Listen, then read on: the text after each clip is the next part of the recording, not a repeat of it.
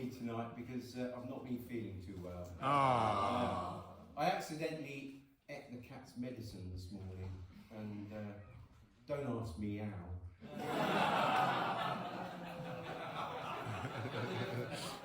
No, seriously, I've had a somewhat challenging week.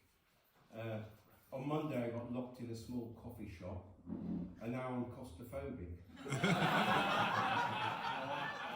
And then I was hit by a drum kit yesterday, and the doctor thinks I might have percussion.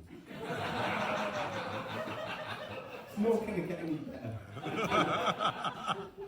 Anyway, it's wonderful, as always, to be back in the Harvest Festival Southern with you. Yeah. Lovely to see so many familiar faces after quite a long time. When I first told everyone I was going to be a comedian, everyone laughed at me. You're not laughing now. Oh dear. Well, this year it's been a joint effort, which is great because if no one laughs, I can simply blame everyone for their jokes. Now, I've had some really bad jokes given to me. One of them was, where do bad rainbows go? They go to prison. But they only get a light sentence and time to reflect. I quite like that. And I've got given a lot of jokes about unemployed people. Unfortunately, none of them actually work. But anyway, I thought I'd start off with a joke about the Titanic, just to break the ice. Apparently, if I can find my cheat sheet, after hitting the iceberg, the captain actually said, "We're lisping to port." And I thought about that. I thought, lisping? Titanic with a lisp? That'd be unthinkable.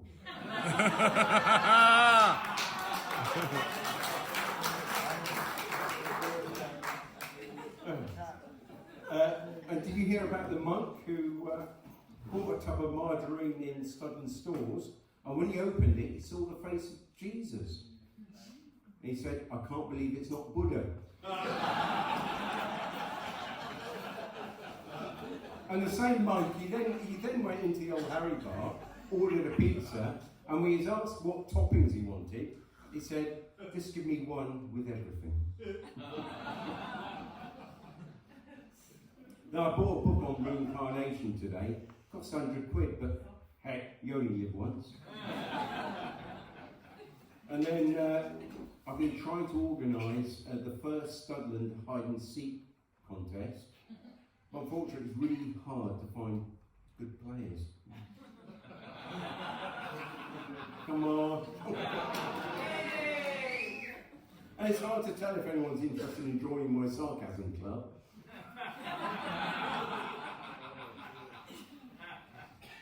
And then the other day, a woman walked into the Old Harry bar and asked for a double entendre. So the barman gives her one. Hey! Have you drilled? Excellent. And then a weasel walked into the Old Harry bar and Sam says, "Wow, that's the first time we've had a weasel in here. What are you drinking?" He said, "Pop," goes the weasel. And then I met this bloke in the bar, he had a didgeridoo. And he played Dancing Queen on it. I thought, that's Aboriginal. That's more for me, Oh dear. Anyway, apparently this weekend is the 3rd annual nudist convention in Studland. I'm thinking of going if I've got nothing on. And then there was a man arrested at Manor Farm after falling into a combine harvester after trying to steal it. He's due to be bailed tomorrow. And there's a lot of excitement in the local farming community. There's a new John Deere tractor coming out. And I know it's going to be good, I've seen the trailer. Oh dear me. 3 years ago, my doctor said, "I'm going deaf." I've not heard from him since. Then I went to the doctor, I said, Doctor, I keep shouting broccoli, cauliflower." He thinks I've got florets.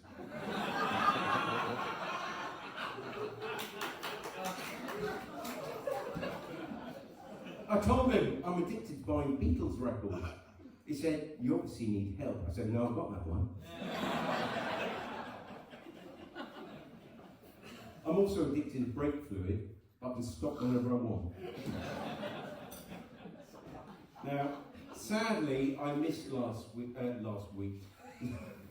year's Harvest Festival because I was down in Devon. And on the way down there, I stopped for a Dalek who was hitchhiking. Well, I think he was hitchhiking. He had his like seat plungery thing, like sticking out like that. So I stopped for him, and I said, "Where are you going?" He said, "Exeter, mate. Exeter, mate."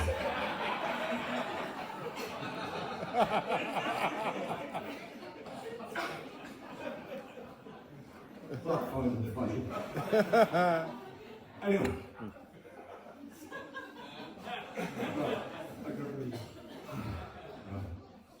Okay, and I struck up with a conversation with a spider the other day, and apparently he seemed like a really nice guy, and we had an awful lot in common. No, he wasn't a conspiracy theorist.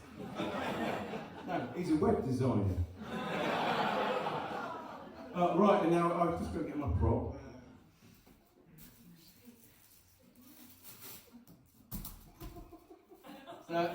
I don't normally wear this out in public. I normally save this for when I get home. But, well, it saves the radiation. Anyway, actually, someone actually came up to me, the old Harry bar, a few minutes ago. He said, asked me if I was a conspiracy theorist. I said, who sent you? I walked into Swanage Library and actually asked if they got any books on paranoia, and they say, they're behind you. And then I got invited to tell jokes on the Around the World cruise by the chairman of the Flat Earth Society. Apparently they've got members all around the globe. We stopped off in North Korea, where everyone's forced to listen to propaganda for 24 hours a day. Of course, in this country, the BBC forces us to pay for it. Anyway, to be honest, I'm not going to be a conspiracy theorist much longer. I'm sorry about that. I'm running out of conspiracy theories, because most of them are coming true. I'll give you a list if you want. Anyway, that's enough of conspiracy theories. So what does the inland revenue and an ostrich have in common? I think you've both got no idea where they can put their bills. I was in the bank the other day, and an old lady asked me to check her balance, so I tried to push her over.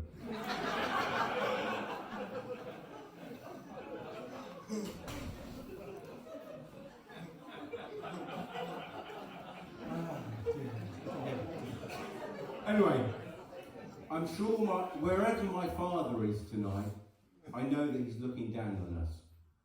He's not dead, he's just very condescending. But one of my strengths is that I am an optimist. Can't see it lasting though. And the other day I'll try that again, right? The other day my wife asked me to pass her a lipstick, and I gave her a Pritt stick by mistake, and she's still not talking to me. I told her she painted her eyebrows too high, and she looked surprised. I bought my Christmas tree early this year, and the guy said, "Are you going to put it up yourself?" I said, "No, I'm going to put it in the corner of the living room like I do every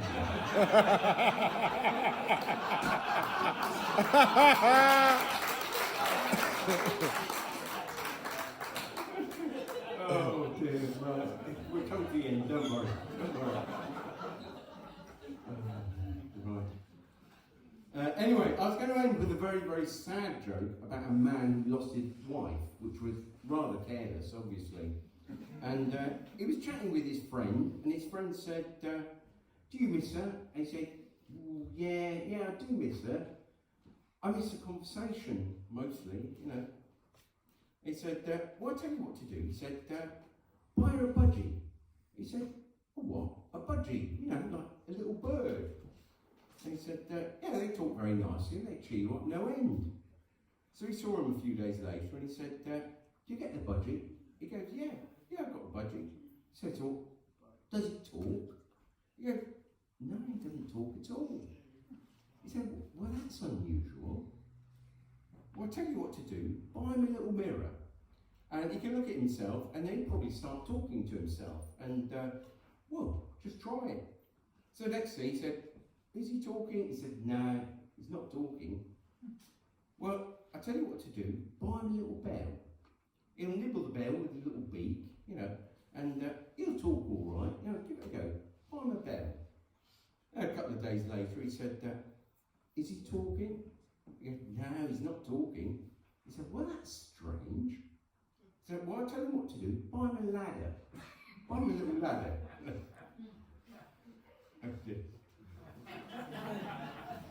Breathe. Right, I've got it. And that'll you get a bit of exercise, and that'll get him talking. So he saw him a couple of days later. Actually, it was 3 days. It was a long weekend. And he said, is he talking? He goes, no, he's not talking. He's dead. He goes, dead? He goes, yeah, he's dead. Oh.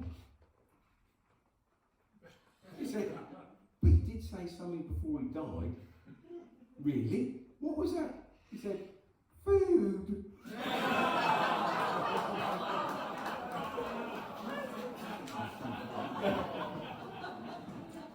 Anyway, I'd like to thank all the organisers of the Harvest Supper tonight. Yeah.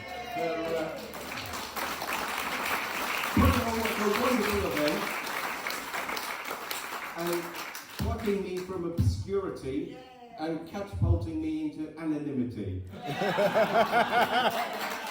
Hooray! Thank you. Well done, John! So, good night from me and good night from him. Good night.